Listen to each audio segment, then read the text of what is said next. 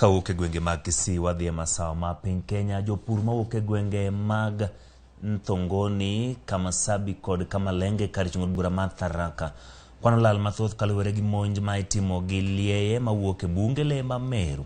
Jodago ywak ni kopogore gi ketho cham e puothe, lego bende keto ngimagi kama rach ka koro gikoyo piny owacho kokalo migawo mar rito le bunge KWS mondo chop mapiyo kendo reso gi e lwet lego ma koro ketho puothegi mokalo.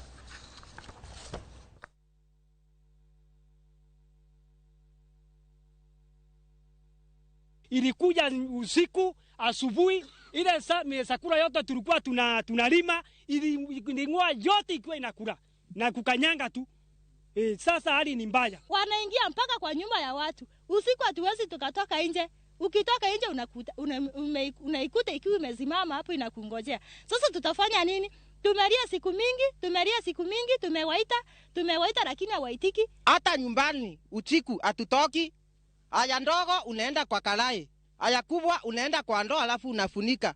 Unaenda kumwaga asubuhi. Sababu ya ndobu ukitoka unamkuta hapo nje. Kwa hivyo gavana aambiwe hivi. Tunataka watusaidie, senator hivyo, MCA hivyo.